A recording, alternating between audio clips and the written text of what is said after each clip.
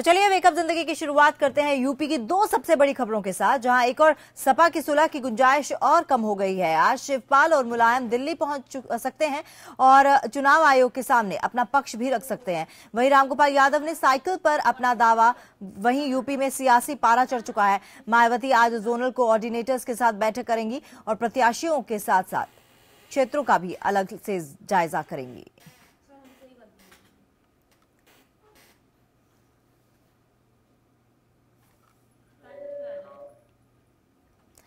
और सपा में सिंहासन पर कब्जा करने के लिए संघर्ष जारी है। अखिलेश और मुलायम गुट अपना अपना दम दिखा रहे हैं। रामगोपाल चुनाव आयोग में साइकिल पर दावा ठोक चुके हैं और मुलायम भी चिट्ठी लिखकर बता चुके हैं कि साइकिल पर उनका ही अधिकार है।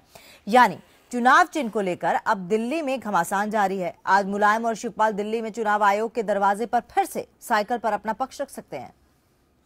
इलेक्शन कमीशन ने 9 तारीख तक की टाइम दिया था।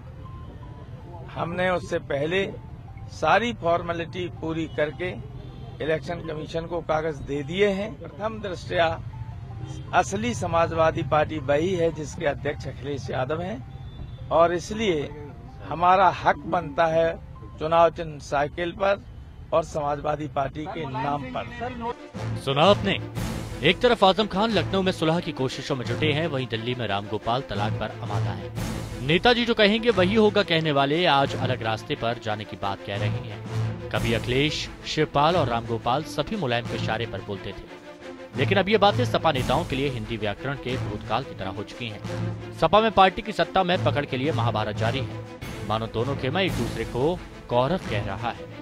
कूटनीति, आरोप प्रत्यारोपों के जुबानी तीर के साथ ही वार्ता के बहाने सौदेबाजी के दौर भी जारी है। लखनऊ में शनिवार को दिन भर यही हुआ, लेकिन रात होते ही दोपहर हो चुकी सपा अखिलेश गुट के चाणक्य रामगोपाल यादव दिल्ली स्थित केंद्रीय चुनाव आयोग आ पहुंचे।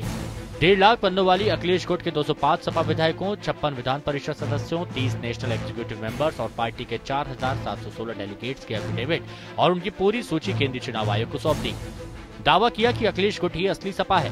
सपा के चुनाव चिन्ह साइकिल पर अपना मालिकाना दावा ठोक दिया। हमने ये साबित कर दिया है कि समाजवादी पार्टी का 90% से ज्यादा प्रतिनिधि एमएलए, एमपी, एमएलसी और सारे पदाधिकारी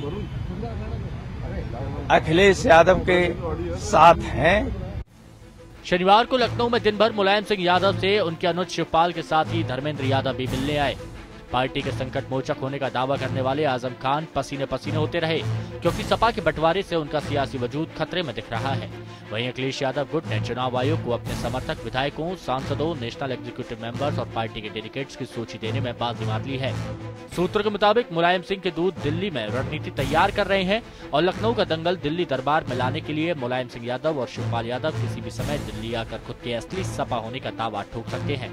वहीं सपा नेता उदयवीर सिंह ने कहा कि अखिलेश यादव के नेतृत्व में ही चुनाव लड़ेंगे।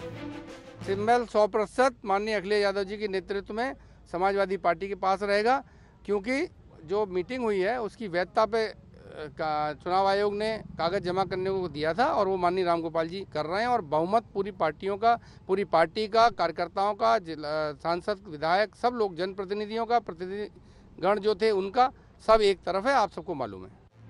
इतिहास गवाह है कि कांग्रेस के बंटवारे के बाद इंदिरा गांधी के गुट को भी चुनाव आयोग ने नया चुनाव चिन्ह आवंटित किया था। ऐसे में सपा के साइकिल की घंटी कौन बजाएगा, अखिलेश या मुलायम? क्योंकि ऐसा ना हो कि चुनाव आयोग साइकिल की रफ्तार पर ब्रेक लगा दे और अखिलेश और मुलायम गुट चुपचाप अपनी असफलता देखते रहें और मायावती बाजी मार ले जाएं, जो रविवार को यूपी बीएसपी के जोनल कोऑर्डिनेटर की मीटिंग करने वाली है। ऐसे में या तो अखिलेश और मुलायम को मजबूरन मिलना होगा या फिर अपने अपने चेहरे पर वोट की अपील करनी होगी। लखनऊ से अनामिका सिंह के साथ दिल्ली से कुमार मयंक, एपीएन।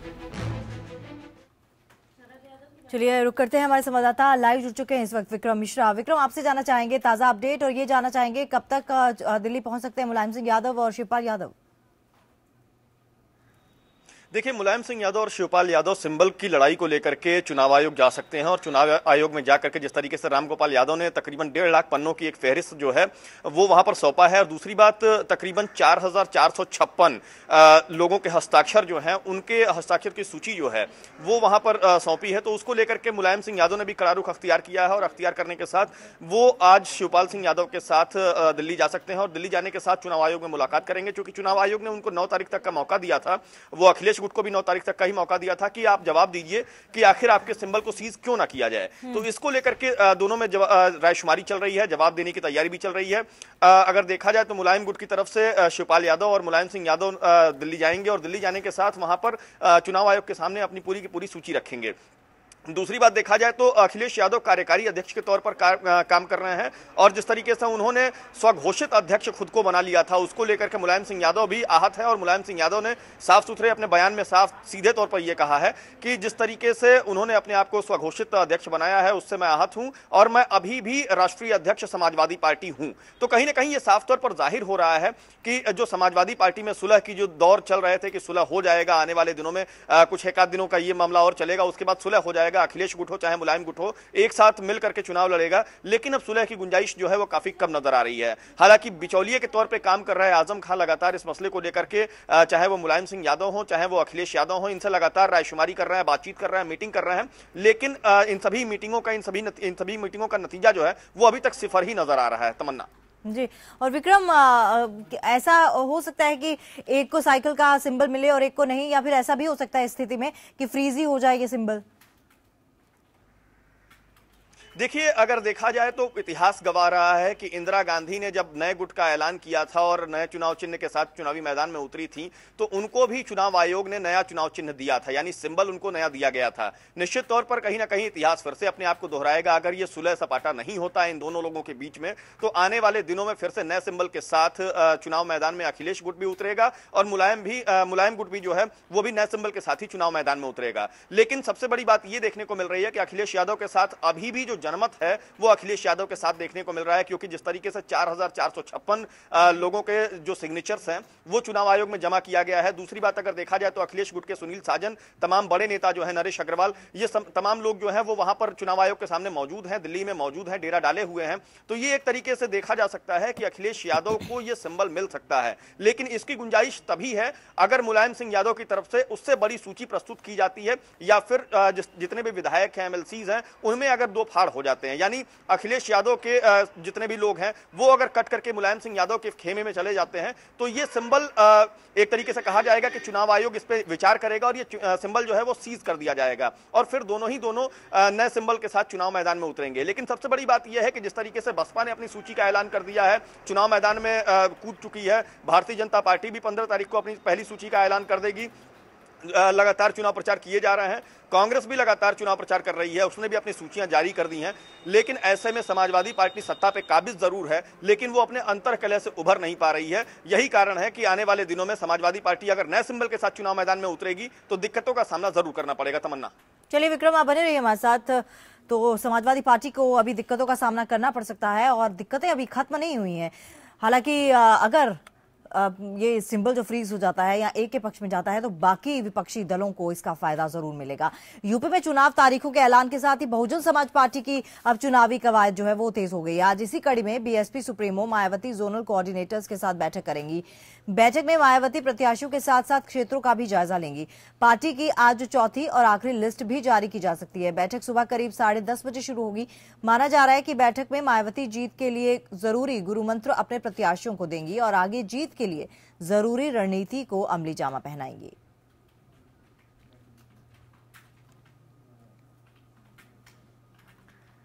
और बीएसपी सुप्रीमो मायावती ने लखनऊ में पार्टी की जोनल कोऑर्डिनेटर्स की बैठक की।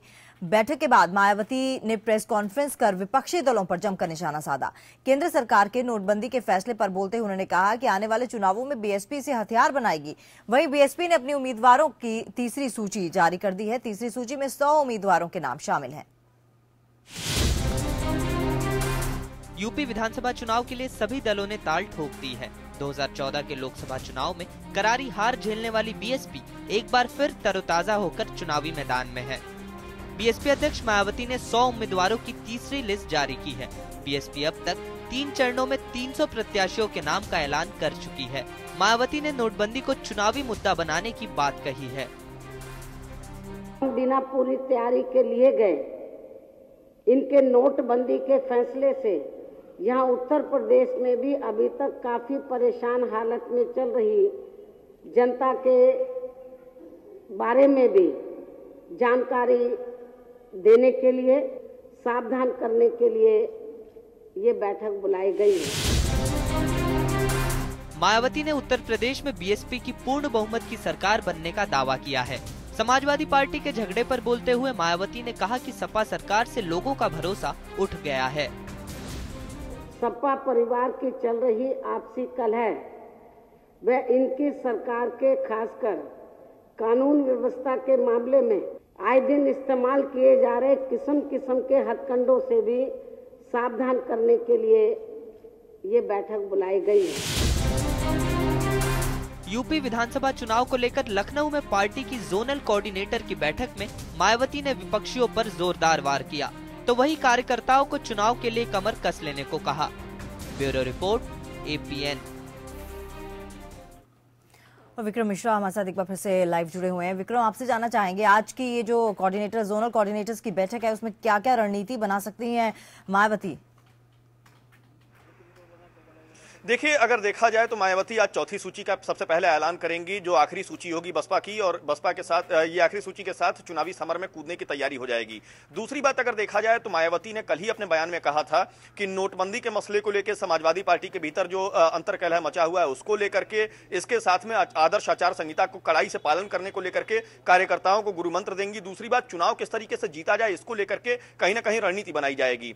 कल की मीटिंग पर अगर गौर करें तो जितने भी जोनल कोऑर्डिनेटर्स हैं उनको बुलाया गया था, जितने भी प्रत्याशी थे यानी 403 प्रत्याशी जो हैं उनको बुलाया गया था, जो वरिष्ठ नेता हैं उनको बुलाया गया था, और मायावती ने सबकी क्लास खुद ली थी। तो निश्चित तौर पर यह जाहिर हो रहा है कि बहुजन समाज पार्टी ने मिशन 2017 को लेकर के रणनीति बनानी शुरू कर दी है और फूंक फूंक कर कदम रखा जा रहा है। आपको इसकी बानगी भी देखने को मिलेगी कि सोशल इंजीनियरिंग के जरिए एक तरीके से प्रत्याशियों का चयन किया गया है और सोशल इंजीनियरिंग का पूरा फार्मूला जो है ये इंप्लीमेंट करने की पूरी तरीके से कोशिश की जा रही है। कल का अगर देखा जाए, कल की जो थर्ड लिस्ट जो आई हुई है बसपा की, उसमें जितने 100 प्रत्याशियों में से तकरीबन 27% प्रत्याशी जो है वो मुस्लिम हैं। इसके साथ में तकरीबन 24 चेहरे जो हैं वो ब्राह्मण हैं, और अगड़ी जाति के टोटल अगर मिलाकर के देखा जाए तो 56 जो है वो अगड़ी जाति के लोगों को टिकट दिया गया है। तो ये साफ तौर पर जाहिर करता है कि सोशल इंजीनियरिंग के जरिए कोशिश ये है कि मिशन 2017 को फतेह किया जाए। बहुजन समाज पार्टी की रणनीति है। दूसरी बात, आदर्श आचार संहिता को लेकर के जोनल कोऑर्डिनेटर्स और प्रत्याशियों को किस तरीके से उसका कड़ाई से पालन करना है, किन किन चीजों से बचना है और क्या कुछ करना है, इन सभी चीजों को लेकर के एक रणनीति बनाई जाएगी। कल की मीटिंग के दौरान भी ये बातें कही गई थी कि जो समाजवादी पार्टी के भीतर जो अंदर कलह मचा हुआ है उसको लेकर के किस तरीके से कैश कराना है, उनको जनता के बीच ले जाकर के कैसे भुनाना है और मिशन 2017 में कामयाबी पानी है, इसको लेकर के वो गुरुमंत्र अपने प्रत्याशियों को, जोनल कोऑर्डिनेटर्स को और वरिष्ठ नेता जो हैं उनको दिया जाएंगे। कल की मीटिंग का अगर गौर करें तो कल की मीटिंग में सतीश चंद्र मिश्रा जो थिंक टैंक माने जाते हैं, एक तरीके से कहा जाए बहुजन समाज पार्टी के और भाईचारा समिति के अध्यक्ष भी हैं। दूसरी बात अगर देखा जाए तो नसीमुद्दीन सिद्दीकी जो मुस्लिम समाज से आते हैं, इसके साथ में राम अचल राजभर जो भर समाज से आते हैं यानी पिछड़ी जाति से आते हैं, ये तमाम बड़े नेता, कद्दावर नेता जो हैं ये वहां पर मौजूद थे, और इसके साथ में 403 प्रत्याशी जो हैं वो वहां पर मौजूद थे और जोनल कोऑर्डिनेटर्स जो थे वो वहां पर मौजूद थे। तो साफ तौर पर जाहिर है कि बहुजन समाज पार्टी जो है वो अब फूंक फूंक के कदम रख रही है और मिशन 2017 फतेह करने को लेकर के अपने प्रत्याशियों से लगातार रायशुमारी कर रही है और उनको जानकारी दे रही है। इसी क्रम में आज दूसरी मीटिंग जो है वो आहूत की गई है बहुजन प्रदेश कार्यालय में। यहाँ पर पार्टी जो है वो बहन मायावती जो है वो खुद यहाँ पर लेंगी मीटिंग, और मीटिंग के साथ साफ तौर पर कोशिश ये होगी कि जितने भी प्रत्याशी हैं उनको गुरुमंत्र दिया जाए कि आखिर किस तरीके से चुनाव मैदान में उतरना है और चुनाव चिन्ह बसपा का जो है हाथी उसको किस तरीके से इंप्लीमेंट करना है और जीत हासिल करनी है। तमन्ना जी विक्रम, एक तरह से मायावती में कॉन्फिडेंस तो बड़ा ही होगा क्योंकि जिस तरह से सपा में कलह मची हुई है उसका एक बहुत बड़ा जो पॉजिटिव पॉइंट है वो मायावती के हिस्से जाएगा। लेकिन कहीं ना कहीं ऐसा भी है क्या जो यादव वोट बैंक है उसको भी साधने की कोशिश करेंगी मायावती, और यादव बैंक जो टूटेगा इस कलह की वजह से वो क्या बसपा के साथ आएगा? देखिए, सबसे पहली प्राथमिकता जो है बहुजन समाज पार्टी की वो है दलित और मुस्लिम की। मुस्लिम इस समय इस फिराक में है कि जब समाजवादी पार्टी का वो परंपरागत वोट बैंक माना जाता था, मुस्लिम और यादव वोट बैंक जो है वो समाजवादी पार्टी के साथ जुड़े होने की बात कही जाती रही है शुरू से, और ये देखा भी जाता रहा है। अब वो मुस्लिम जो है वो कहीं ना कहीं इस फिराक में है कि आखिर जब समाजवादी पार्टी के भीतर जिस तरीके से अंतर्कलह मचा हुआ है, इस चक्कर में वो किस तरफ वोट करे। तो कहीं ना कहीं सबसे सेफ जोन जो है वो नजर आ रहा है उसको बहुजन समाज पार्टी, और इसी मसले को लेकर के बसपा की जो रणनीति है वो तैयार की जा रही है कि मुस्लिम्स को कैसे मेंटेन किया जाए। अगर आप गौर करें तो पिछले कुछ दिनों से लगातार भाईचारा कमेटी की तरफ से मीटिंग्स भी ऑर्गेनाइज की जा रही हैं बहुजन समाज पार्टी की ओर से, और इसके जरिए मुस्लिम समाज, ब्राह्मण समाज, दलित जो हैं, इन सबको जोड़ करके सोशल इंजीनियरिंग का एक नया फार्मूला इजाद किया गया है। जो आपको याद होगा कि जब 2007 का जब चुनाव हुआ था उस दौरान भी इन सारी चीजों को इंप्लीमेंट किया गया था। सेम उसी फार्मूले के तहत यहां पर भी उतरा जा रहा है। दूसरी बात, अंतर्कलह को किस तरीके से भुनाया जाए, और जो यादव परिवार के भीतर जो घमासान मचा हुआ है उसको किस तरीके से प्रत्याशी कैश करें, इसको लेकर के वो रणनीति बना रही हैं। तो कहीं ना कहीं साफ तौर पर जाहिर है कि मायावती अब पूरे मसले को लेकर के रणनीति बना रही हैं, और कोशिश ये है कि मिशन 2017 में दलित, ब्राह्मण और इसके साथ में जो अगड़ी जातियां हैं उन सबको लेकर के, और मुस्लिम खास तौर पर, इन सबको लेकर के रणनीति बनाई जाए, और आने वाले दिनों में इनको की वोटर के तौर पर यूज किया जाए, और चुनाव चिन्ह बसपा का जो है उसके साथ मैदान में उतरे और जीत हासिल करें। जी चलिए विक्रम, आपका बहुत बहुत धन्यवाद तमाम जानकारी के लिए। आगे बढ़ते हैं खबर बेंगलुरु से, जहां पर आज से 3 दिवसीय प्रवासी भारतीय दिवस सम्मेलन शुरू हो गया है। प्रधानमंत्री मोदी आज सम्मेलन का उद्घाटन करेंगे। वहीं सम्मेलन के तीसरे दिन समापन सत्र को राष्ट्रपति प्रणब मुखर्जी संबोधित भी करेंगे। सूरीनाम के उपराष्ट्रपति मिशेल अश्विन आदीन युवा प्रवासी भारतीय दिवस के उद्घाटन सत्र को संबोधित करेंगे। कर्नाटक के मुख्यमंत्री सिद्धारमैया और विदेश राज्य मंत्री जनरल वीके सिंह भी सत्र को संबोधित करेंगे। इस सत्र की अध्यक्षता खेल और युवा मामलों के मंत्री विजय गोयल करेंगे। सम्मेलन के कार्यक्रम के अनुसार दूसरे दिन यानी कि आज प्रधानमंत्री मोदी कार्यक्रम को संबोधित करेंगे। इसी दिन एक विशेष सत्र में 8 राज्यों के मुख्यमंत्रियों के शामिल होने की संभावना है। वहीं तीसरे और अंतिम दिन राष्ट्रपति प्रणब मुखर्जी प्रवासी भारतीय सम्मान प्रदान करेंगे। इस आयोजन के दौरान 240 से अधिक कलाकार भारतीय संस्कृति के विभिन्न आयामों को दिखाने वाले कार्यक्रम पेश करेंगे।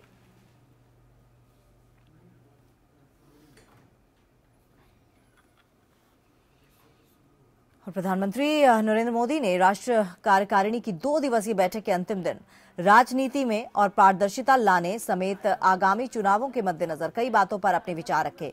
केंद्रीय मंत्री रविशंकर प्रसाद के मुताबिक प्रधानमंत्री मोदी ने नोटबंदी और गरीबी को लेकर भी चर्चा की। बीजेपी ने उम्मीद जताई है कि आने वाले विधानसभा चुनावों में पार्टी अच्छा प्रदर्शन करेगी। बीजेपी राष्ट्रीय कार्यकारिणी की बैठक में प्रधानमंत्री नरेंद्र मोदी ने राजनीति में पारदर्शिता, 5 राज्यों में होने वाले विधानसभा चुनाव समेत कई मुद्दों पर खुलकर बात की। प्रधानमंत्री ने गरीब और गरीबी के कारणों का भी उल्लेख किया। प्रधानमंत्री नरेंद्र मोदी ने कहा कि राजनीति और राजनीतिक चंदे में पारदर्शिता होनी चाहिए।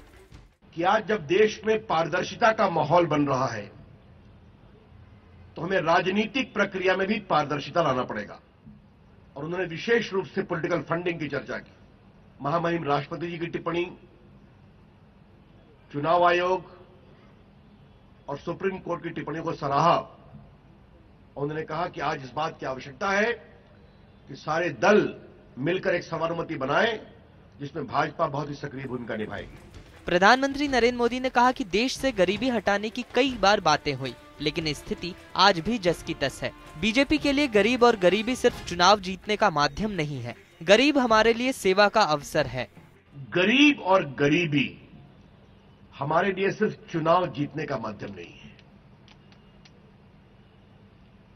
हम गरीब और गरीबी को सिर्फ वोट बैंक के चश्मे से नहीं देखते।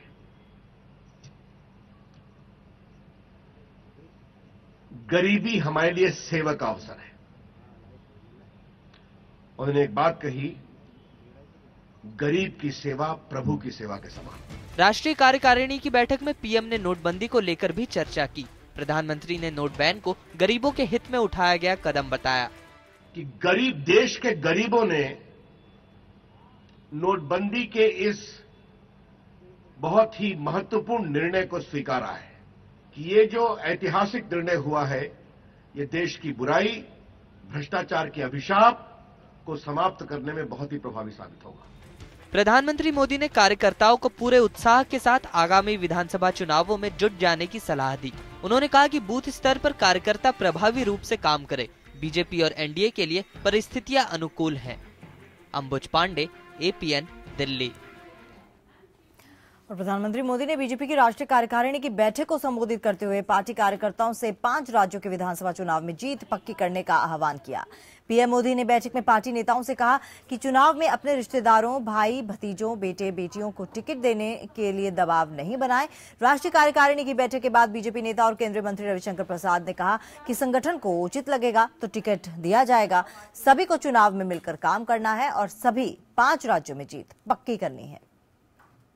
प्रधानमंत्री जी हो या हमारे राष्ट्रीय अध्यक्ष अमित शाह जी हो, एक सोच बहुत ही साफ है। बीजेपी के विस्तार में हमारे एक से एक छोटे स्तर के कार्यकर्ताओं ने बड़ा काम किया है, तो भाजपा के छोटे कार्यकर्ताओं को पूरा सम्मान करें, क्योंकि वो हमारी सबसे बड़ी पूंजी है। उत्तर प्रदेश में विधानसभा चुनाव से ठीक पहले बीजेपी सांसद साक्षी महाराज ने एक बार फिर से विवादित बयान दिया है। उन्होंने देश की बढ़ती जनसंख्या के लिए एक धर्म विशेष को जिम्मेदार ठहराया है। साक्षी महाराज ने कहा है कि देश में जनसंख्या के कारण समस्याएं खड़ी हो रही हैं। उनके खिलाफ मेरठ में एक मामला भी दर्ज कर लिया गया है। चुनाव आते ही बीजेपी के बयान बहादुर सांसद साक्षी महाराज की जुबान चलने लगी है। मेरठ में एक सभा में साक्षी महाराज के एक विवादित बयान ने यूपी की राजनीति को गर्म कर दिया है। साक्षी महाराज ने देश की बढ़ती आबादी के लिए धर्म विशेष को जिम्मेदार बताया। देश में समस्याएं खड़ी हो रही जनसंख्या के कारण, उसके लिए हिंदू जिम्मेदार नहीं है। जिम्मेदार वो है जो 4 बीवी और 40 बच्चों की बात करते हैं। हम कहते हैं 4 बीवी 40 बच्चे नहीं चलेंगे। साक्षी महाराज ने सरकार से जल्द यूनिफॉर्म सिविल कोड लागू करने की भी मांग की। साक्षी महाराज के बयान का चुनाव आयोग ने संज्ञान लिया। चुनाव आयोग ने मेरठ प्रशासन से इस बारे में रिपोर्ट तलब की है। निर्वाचन आयोग से भी सीईओ महोदय द्वारा इस पर रिपोर्ट मांगी गई है, तो अविलंब इसमें एडीएम सिटी और सिटी मजिस्ट्रेट द्वारा विभिन्न पहलुओं से देखा जा रहा है और इसमें जो कुछ भी कार्रवाई नियमानुसार करनी है वो तुरंत सुनिश्चित कराई जा रही है। बयान सार्वजनिक होते ही विवाद भी शुरू हो गया। विपक्ष ने इस बयान को लेकर केंद्र सरकार पर हमला बोल दिया। तो उनसे पूछ लिया जाए, वो बड़े पढ़े लिखे आदमी हैं और ज्ञानी हैं और स्वामी हैं और बहुत बड़े अपने आप को हिंदुओं का चिंतक बतलाते हैं। तो उनसे पूछ लिया जाए कि भाई सेंसस तो आ रहे हैं, तो 4 शादियां किन लोगों की ज्यादा हैं। विवाद बढ़ता देख साक्षी महाराज सामने आए और अब सफाई दे रहे हैं। मैंने कहा था कि लोगों को जातिगत कीचड़ से निकलकर दलगत कीचड़ से निकल करके अब ये आवश्यकता आ गई है कि नारी का सम्मान करने के लिए इस शब्द का प्रयोग किया मैंने। वो औरत कोई मशीन नहीं है, इसलिए न 40 बीवी 40 बच्चे चलेंगे, न 3 तलाक चलेगा। अब सबको इसको लेकर निर्णय लेना चाहिए। ये पहला मौका नहीं है जब साक्षी महाराज ने विवादित बयान दिया हो। साक्षी महाराज का ये बयान सुप्रीम कोर्ट के उस फैसले के कुछ ही दिन बाद आया है जिसमें कोर्ट ने धर्म के नाम पर वोट मांगने को असंवैधानिक करार दिया था। सुप्रीम कोर्ट की 7 जजों की संवैधानिक पीठ ने एक अहम फैसले में कहा था कि उम्मीदवार या उसके समर्थकों के धर्म, जाति, समुदाय, भाषा के नाम पर वोट मांगना गैर कानूनी है। चुनाव एक धर्म निरपेक्ष पद्धति है। इस आधार पर वोट मांगना संविधान की भावना के खिलाफ है। जनप्रतिनिधियों को भी अपने काम का धर्म निरपेक्ष आधार पर ही करने चाहिए, लेकिन नेताओं को शायद सुप्रीम कोर्ट की परवाह नहीं है और चुनावी मौसम अब शुरू हुआ है, तो आगे ऐसे बयान नहीं आएंगे, इसकी कोई गारंटी नहीं है। Bureau report, APN. तो साक्षी महाराज के बयान के बाद बवाल मचना तो तय है। जेडीयू नेता शरद यादव ने साक्षी महाराज के इस बेतुके बयान पर जमकर हल्ला बोला। वहीं मजीद मेमन ने भी साक्षी महाराज के बयान पर कार्रवाई की बात कही है। बिल्कुल गलत बात है। आबादी सबकी, कोई फर्क नहीं है। आबादी जो है वो देश की सभी तरह से, कोई धर्म, मजहब, जात से उसका कोई वास्ता नहीं। और ऐसे बयान जो है वो बीजेपी को देखना चाहिए कि इस तरह के बयान जो है वो लोग दे करके देश का नुकसान करते हैं। साक्षी महाराज इस तरह के बयानात आज 2 साल से, बिल्कुल जब से ये संसद चल रही है, लोकसभा में जब से एनडीए सरकार ने सत्ता संभाली है, इस तरह के बयानात अक्सर आते रहे हैं। और ये दुख की बात है कि इस तरह का बयान जब आचार संहिता लग चुकी है उसके बाद वो मेरठ में दे पाते हैं। इसका मतलब है कानून का खौफ नहीं रहा। और भारतीय जनता पार्टी की तरफ से उसके जवाब में ये बयान आया कि हम उससे दूरी रखते हैं, वो हमारी भारतीय जनता पार्टी उस बयान से सहमत नहीं है। सिर्फ इतना कह देने से काम नहीं होता। भारतीय जनता पार्टी अगर वाकई में इस बयान के खिलाफ है तो उसे इनके खिलाफ कार्रवाई करनी चाहिए। और बिहार में सीवान का आतंक के नाम से कुख्यात पूर्व आरजेडी सांसद और बाहुबली नेता मोहम्मद शहाबुद्दीन भले ही इस वक्त सीवान जेल के अंदर बंद हो, मगर जेल के अंदर भी किस तरीके से उसकी तूती बोलती है, इसकी एक तस्वीर सामने आई है। पिछले 2 दिनों से नए लुक में उसकी कुछ तस्वीरें सोशल मीडिया में वायरल हो गई। दरअसल पिछले 2 दिनों से सोशल मीडिया पर शहाबुद्दीन की कुछ तस्वीरें वायरल हुई हैं, जिसमें वो एक बिल्कुल नए अंदाज में और नए लुक में नजर आ रहा है। घने बाल और घनी मूछें रखने वाले शहाबुद्दीन इन तस्वीरों में एक और जहां सिर मुंडवाए नजर आ रहे हैं, वहीं दूसरी ओर उसकी मूछ पहले से कम घनी नजर आ रही है। लेकिन सवाल ये उठता है कि आखिर जेल के अंदर बंद शहाबुद्दीन के पास मोबाइल फोन कहां से आया, जिससे न केवल उसने तस्वीर खिंचवाई बल्कि सेल्फी भी ली।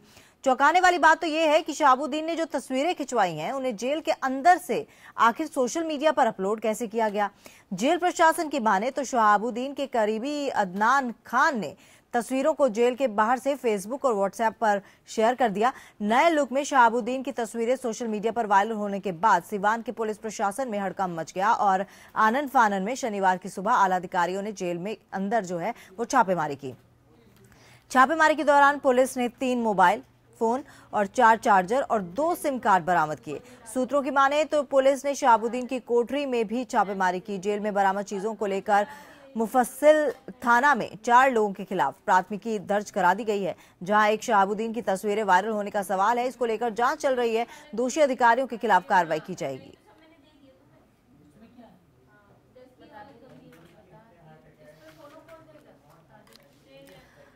तो शहाबुद्दीन के सेल्फी पर सियासी बवंडर उठ खड़ा हुआ है। देखिए, जिस तरह से उनकी सेल्फी बाहर आ रही है, इससे स्पष्ट हो गया है कि शहाबुद्दीन का राज जेल से भी चलता है। और ये पहले से भी खबर थी कि शहाबुद्दीन जेल से भी आतंक का पर्याय बना रहता है।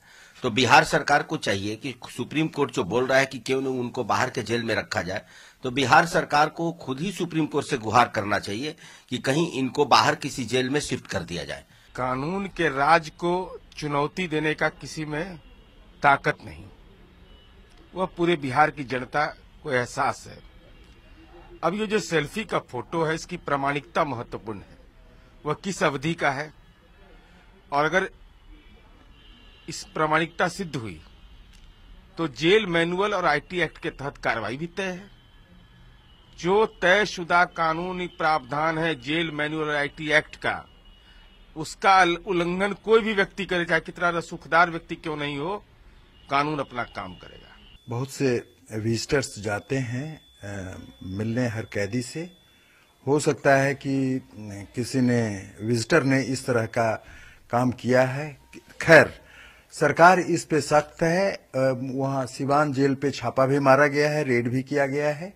और एक चीज मान के चलिए कि कानून कभी ढिलाई इसमें बरतने वाली नहीं है।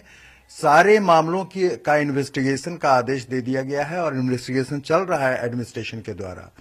और कोई कितना बड़ा अपराधी हो, आज के दिन कानून और व्यवस्था से किसी भी तरह का ये सरकार कंप्रोमाइज नहीं करने जा रहा है। और वहीं रेल से सफर करने वाले यात्रियों को अब ज्यादा पैसे खर्च करने पड़ सकते हैं। रेल मंत्रालय सेफ्टी फंड के लिए 1,20,000 करोड़ की राशि जुटाने को लेकर रेल किराए पर सेस लगाने वाले हैं। ये सेस राष्ट्रीय रेल संरक्षण कोष में जमा होगा। मिली जानकारी के मुताबिक स्लीपर, सेकंड क्लास और AC 3 पर सेस ज्यादा लगेगा, जबकि AC 1 और AC 2 पर यह मामूली रूप से लगाया जाएगा। इस सेस का असर स्लीपर श्रेणी में सफर करने वालों पर भी ज्यादा पड़ सकता है। फरवरी की 1 तारीख को पेश किए जाने वाले बजट 2017-2018 में वित्त मंत्री अरुण जेटली सेफ्टी सेस को लागू करने और ट्रेन के किराए में इजाफे की घोषणा कर सकते हैं। पिछले महीने रेल मंत्री सुरेश प्रभु ने जेटली से सेफ्टी फंड की पूरी फंडिंग करने की मांग की थी, जिसे वित्त मंत्रालय ने नामंजूर कर दिया था। मंत्रालय केवल 25% राशि देने पर रजामंद हुआ था।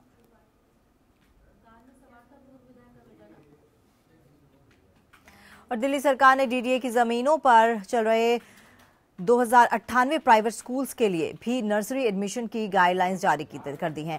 दिल्ली सरकार के नए संशोधित नियम के मुताबिक स्कूलों के पास 20% मैनेजमेंट कोटे के तहत दाखिले का अधिकार नहीं होगा। संशोधित नियम में अलमनाई क्राइटेरिया को भी खत्म कर दिया गया है। नए नियम के मुताबिक नर्सरी दाखिले के 75% ओपन सीटों में स्कूल सबसे पहले 1 किलोमीटर तक की रेंज के बच्चों को एडमिशन देगा। इनसे सबसे पहले उन बच्चों को दाखिला मिलेगा जिनके भाई बहन उसी स्कूल में पढ़ते हैं, यानी सिबलिंग क्राइटेरिया के तहत 1 किलोमीटर की रेंज में रहने वाले बच्चों को दाखिले में प्राथमिकता दी जाएगी। ये 298 स्कूल वो हैं जिन्होंने डीडीए से जमीन प्राप्त करते समय एक एग्रीमेंट पर हस्ताक्षर किए थे, जिसके मुताबिक ये नेबरहुड के बच्चों को एडमिशन देने के से मना नहीं कर सकते। हालांकि अब तक नेबरहुड डिफाइन ही नहीं किया गया था, लेकिन नई गाइडलाइंस के मुताबिक ये स्कूल अपने नेबरहुड बच्चों को एडमिशन देने से मना नहीं कर सकते।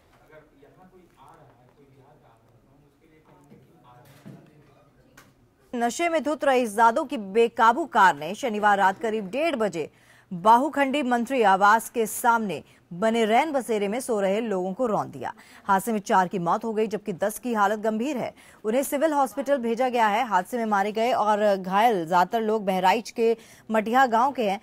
कार में सवार गोमती नगर निवासी आयुष रावत और निखिल को पुलिस ने हिरासत में ले लिया है। पुलिस के अनुसार दोनों नशे में थे। बता दें कि कार में पूर्व विधायक का बेटा सवार था।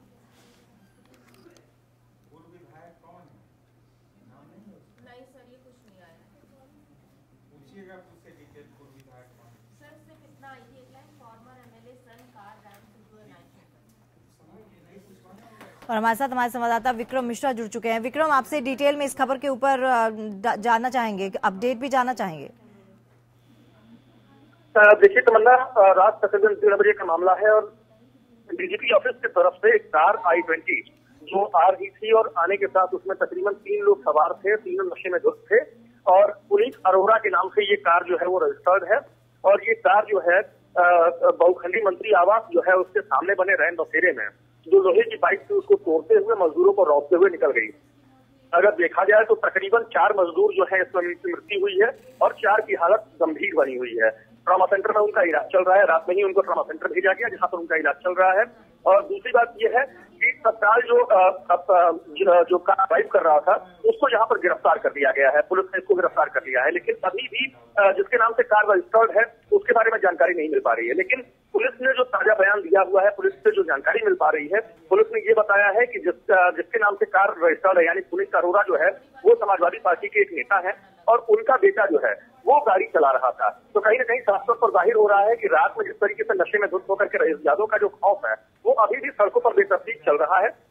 और जो 7 लोग मरे हैं उनकी अगर बात किया जाए तो ये चारों के चारों बहराइच के मूल निवासी हैं और यहाँ पर मजदूरी का काम किया करते थे। रैन बसेरा जो नगर निगम का बनाया जाता है उसमें ये लोग आकर के अपना जीवन यापन करते थे और वो यहाँ पर सो रहे थे, जबकि रात में 1:30 बजे एक तरीके से तेज रफ्तार के कारण ये पूरा का पूरा एक्सीडेंट हुआ है और I-20 कार जो है वो पुनीत अरोड़ा के नाम से रजिस्टर्ड है। तमन्ना जी विक्रम, जिस पूर्व विधायक के बेटे का नाम आ रहा है वो उस पूर्व विधायक का नाम पता चला है? आखिर कौन है? सपा पार्टी के तो है, लेकिन नाम क्या है? देखिए, पुनीत अरोड़ा के नाम से कार रजिस्टर्ड है और पुनीत नेता, सपा विधायक नहीं है, ये पूर्व नेता रह चुके हैं, समाजवादी पार्टी के नेता हैं ये। और ऐसा कहा जा रहा है कि इनकी एक अच्छा रुतबा रहा है समाजवादी पार्टी में, तो उनके नाम से ये कार रजिस्टर्ड है। और इनका बेटा जो है वो ये कार चला रहा था और तकरीबन रात में ही 1:30 बजे के आसपास ये हादसा हुआ है और इस हादसे के बाद से जो लड़का जो ड्राइव कर रहा था उसको गिरफ्तार कर लिया है पुलिस ने। चलिए विक्रम, तमाम जानकारी के लिए आपका बहुत बहुत धन्यवाद।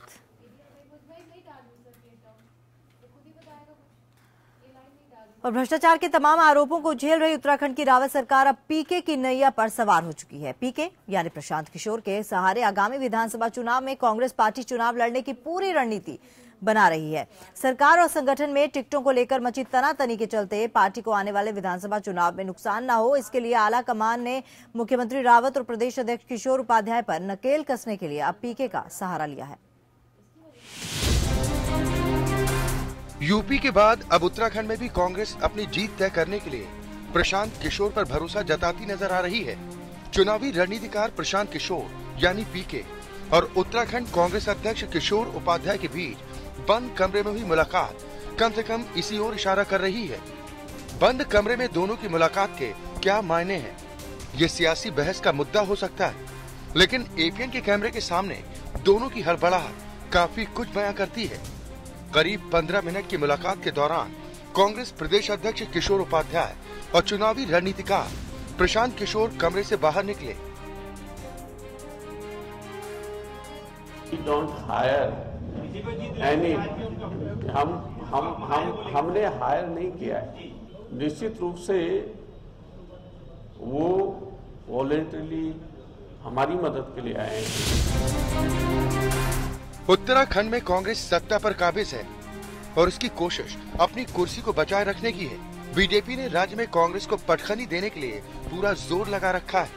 ऐसे में कांग्रेस अगर प्रशांत किशोर की मदद लेती है तो इसमें कोई हैरानी नहीं होनी चाहिए। हम महात्मा गांधी जी की पार्टी है जो सेवा भाव से कार्य करती है और खुशी की बात यह है कि जहां से महात्मा गांधी जी के राजनीतिक जीवन की शुरुआत हुई वो उसी धरती से और उसी प्रेरणा से काम भी कर रहे हैं।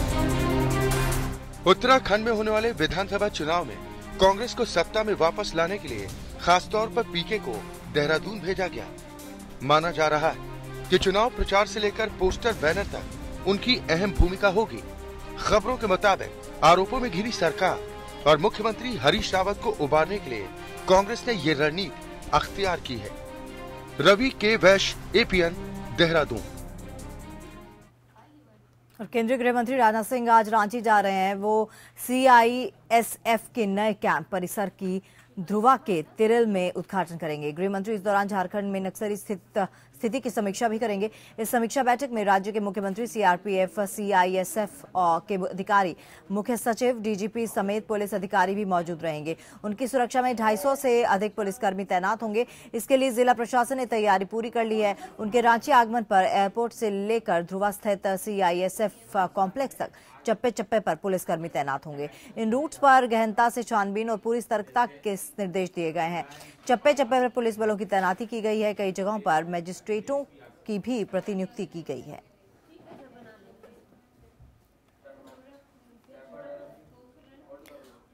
और इस खबर पर ज्यादा जानकारी के लिए चलते हैं हमारे रांची संवाददाता रफी सामी के पास। जी रफी, तमाम खबरें रांची और रांची की।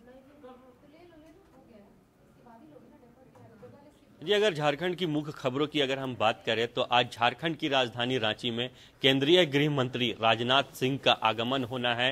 राजनाथ सिंह आज रांची आएंगे, दिन के 12 बजे रांची पहुंचेंगे। वहीं दिन के 12:15 बजे रांची के धुरवा स्थित त्रिल बस्ती में सीआईएसएफ ईस्टर्न जोन का भवन का शिलान्यास करेंगे। साथ ही साथ रेजिडेंस बटालियन भवन का उद्घाटन भी करेंगे। इसके साथ राजनाथ सिंह आज जैसा कि झारखंड नक्सल प्रभावित राज्य है, इसमें नक्सल एंटी नक्सल जो ऑपरेशन चल रहा है उसकी समीक्षा करेंगे। साथ में मुख्यमंत्री होंगे, राज्य के डीजीपी होंगे, उनके साथ बैठक करके पूरी तरह से जानकारी लेंगे, समीक्षा करेंगे कि झारखंड मुक्त राज्य बनाने की जो पहल की गई थी, नक्सल मुक्त राज्य बनाने की जो पहल की गई थी, उस पर क्या कुछ किया गया है, क्या कुछ अब तक चल रहा है। जैसा कि झारखंड पूरी तरह से नक्सल प्रभावित राज्य है, इसको लेकर के कई बार राजनाथ सिंह ने भी वहां से स्टेप उठाया है, कई आदेश और निर्देश दिए हैं, जिसको लेकर के समीक्षा बैठक होनी है। और उम्मीद की जा रही है कई ऐसे सख्त निर्देश भी देंगे नक्सलियों के खिलाफ, जो नक्सल ऑपरेशन चल रहा है, एंटी नक्सल ऑपरेशन, उसके खिलाफ ताकि झारखंड में नक्सल समस्या जो है जल्द से जल्द समाप्त हो सके। वहीं राजनाथ सिंह के आगमन को लेकर के पूरी तैयारी जोर शोर से हो चुकी है। सुरक्षा के पुख्ता इंतजाम किए गए हैं। सीआईएसएफ में जहां पर तिल बस्ती में इनका प्रोग्राम होना है, वहां सुरक्षा के खास इंतजाम किए गए हैं। पूरी तैयारी है, पूरा सरकारी महकमा जो है वो लगा हुआ है स्वागत को लेकर के। और पूरी उम्मीद बताई जा रही है कि जो राजनाथ सिंह का जो रांची आगमन है, जिस तरह से उनका जो कार्यक्रम है वो काफी सफल कार्यक्रम रहना है। और पूरी उम्मीद बनाई हुई थी, काफी इंतजार था कि जो बटालियन के भवन का जो उद्घाटन कर रहे हैं राजनाथ सिंह या फिर सीआईएसएफ के। चलिए रफी साहब, आपका बहुत बहुत धन्यवाद तमाम खबरों से रूबरू कराने के लिए। और बात करते हैं मशहूर अभिनेता ओमपुरी की संदिग्ध हालात में हुई मौत की। जी हाँ, संदिग्ध हालात में हुई मौत और पोस्टमार्टम रिपोर्ट में सर में जख्म के निशान मिलने के बाद मुंबई पुलिस हरकत में आ गई है और जांच और तेज कर दी है। शनिवार को पुलिस ने ओमपुरी के ड्राइवर राम प्रमोद मिश्रा और प्रोड्यूसर खालिद किदवई से 3 घंटे आमने सामने बिठाकर पूछताछ की। अब पुलिस ओमपुरी की दूसरी पत्नी नंदिता पुरी से भी पूछताछ करेगी। दरअसल ओमपुरी के निधन की शुरुआती वजह हार्ट अटैक को माना गया था, लेकिन पोस्टमार्टम में ऐसा कुछ भी साफ नहीं किया गया। इसके साथ ही ओमपुरी की मृत्यु पर कई बातें जो हैं वो सामने आ रही हैं, कई सवाल उठते नजर आ रहे हैं। बता दें कि ओमपुरी के सर में जख्म के निशान थे और किचन के पास उनकी न्यूड बॉडी मिली थी।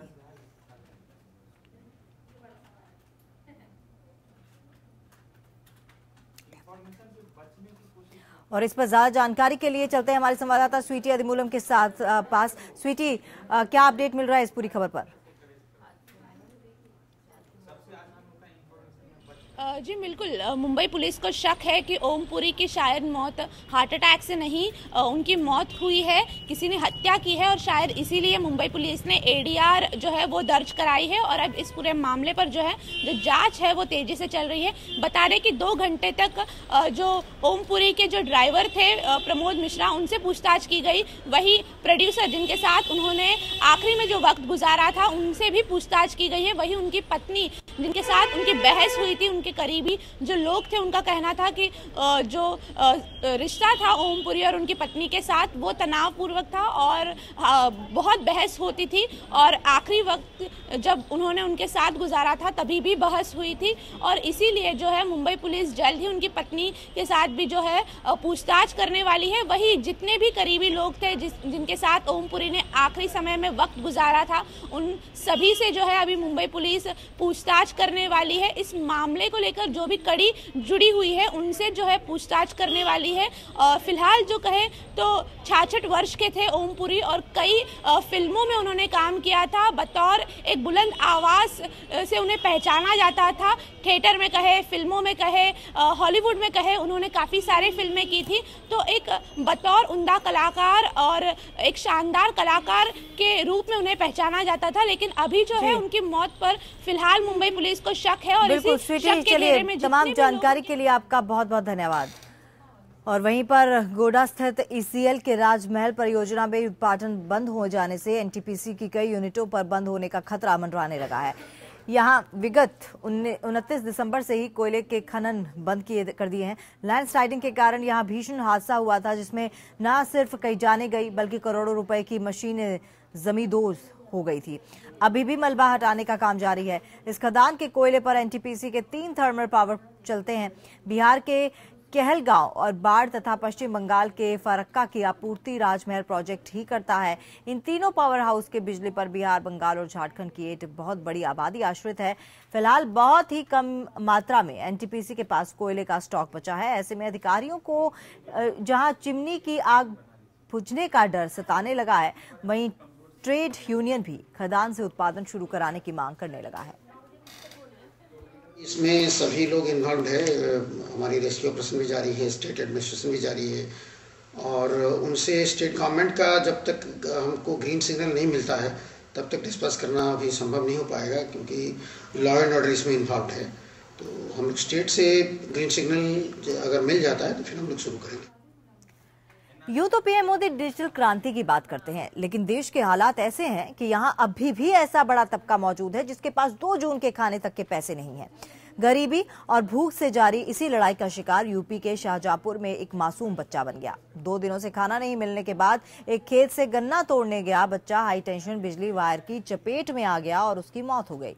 मासूम की उम्र महज 13 साल की थी। मासूम बेहद गरीब परिवार से ताल्लुक रखता था और उसके घर पर पिछले 2 दिनों से चूल्हा नहीं जला था। घटना के बाद हर कोई इस बात को लेकर हैरत में था कि बच्चा महज भूख के कारण मौत के घाट उतर गया। अब गरीब बच्चे की मौत के बाद जिला प्रशासन आर्थिक मदद की बात कर रहा है।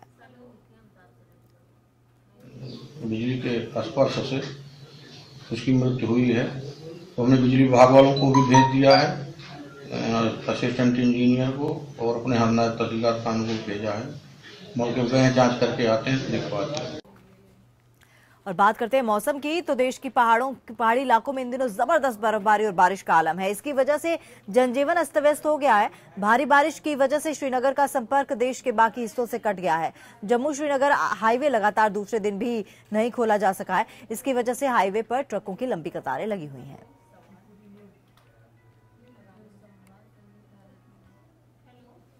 मैं ये गुजारिश कर रहा हूँ सरकार से कि यहाँ हमें प्रॉब्लम बहुत है।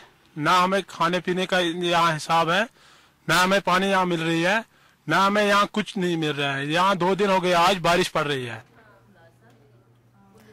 तो जम्मू श्रीनगर हाईवे लगातार दूसरे दिन भी बंद है और इसका संपर्क जो है बाकी देश से टूट गया है।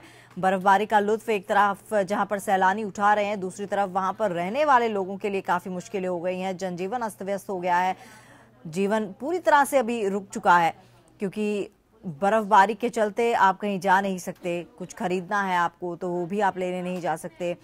जो बाहर से सब्जी वगैरह आती है वो भी नहीं फिलहाल पहुंच पा रही है। चलिए अब रुक करते हैं एक नजर 10 खबर का। मथुरा में निष्पक्ष एवं शांतिपूर्ण मतदान संपन्न कराने के लिए जिला प्रशासन ने तैयारियां पूरी कर ली हैं। जिला प्रशासन द्वारा चुनाव की तैयारियों के लिए की गई समीक्षा बैठक के बाद मथुरा डीएम और एसएसपी ने दावा किया है कि चुनाव की तैयारियां पूरी हो चुकी हैं। वाराणसी के चुनाव अधिकारी ने धारा 144 भी लागू कर दी है, लेकिन अभी कुछ दलों के पदाधिकारियों और नेताओं के घरों पर पार्टी का पोस्टर, बैनर और झंडा लगा नजर आ रहा है। वहीं अधिकारी नागेंद्र यादव का कहना है कि नियमों में खिलवाड़ करने वालों पर कार्रवाई होगी। तृणमूल कांग्रेस की नेता और पश्चिम बंगाल की मुख्यमंत्री ममता बनर्जी कानूनी शिकंजे में फंस सकती हैं। फैजाबाद के अपर जिला जज की कोर्ट ने ममता बनर्जी के खिलाफ दायर निगरानी याचिका सुनवाई के लिए स्वीकार कर ली है। इसकी सुनवाई अब 15 मार्च को होगी। माघ मेले की तैयारियों के बीते दिन मुख्य सचिव राहुल भटनागर ने जायजा लिया। मुख्य सचिव के साथ बैठकों और निरीक्षण में डीजीपी जावेद अहमद, मुख्य सचिव गृह देवाशीष पांडा, अपर मुख्य सचिव वन संजीव सरन, सचिव नगर विकास एसपी सिंह भी मौजूद रहे। मेरठ में पुलिस ने एक ऐसे गिरोह का भांडाफोड़ किया है जो बीमा पॉलिसी धारकों को बोनस का लालच देकर ठगी किया करता था। ठगी के इस गोरख धंधे को लुटेरे फर्जी बैंककर्मी बन अंजाम देते थे। चित्रकूट में विधानसभा चुनाव आते ही डकैतों ने अपनी दहशत फैलाना शुरू कर दी है। ग्रामीणों ने आरोप लगाया है कि डाकू और इनामी बदमाश बबली कोल आए दिन लोगों के घरों में घुस मारपीट कर रहा है। डाकू बबली कोल के कहर के बाद इलाके से कई लोग पलायन को मजबूर हो गए हैं। मुरादाबाद में आवारा कुत्तों के आतंक से हजारों ग्रामीण खौफ के साए में जीने को मजबूर हैं। अब तक आधा दर्जन से ज्यादा बच्चों की जान में कुत्ते ले चुके हैं। बीते दिन भी आदमखोर कुत्तों ने एक 7 साल के बच्चे पर हमला कर दिया। यूपी के बुलंदशहर में एक सप्ताह पूर्व रहस्यमय तरीके से गायब हुए मासूम छात्र का शव पोखर में तैरता हुआ मिलने से गुस्साए ग्रामीणों ने हाईवे पर शव रखकर जाम का प्रदर्शन किया। मथुरा के थाना हाईवे इलाके में स्वाट टीम के उस समय सफलता मिली जब मथुरा स्वाट टीम ने चुनाव में गड़बड़ी फैलाने के लिए ले जा रहे हथियारों के जखीरे के साथ 2 लोगों को गिरफ्तार किया।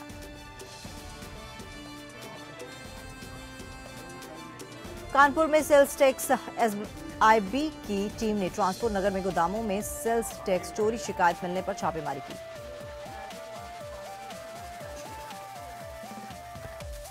तो चलिए वेकअप जिंदगी में फिलहाल इतना ही, लेकिन बाकी खबरों के लिए आप बने रहिए हमारे साथ, देखते रहिए एपीएन।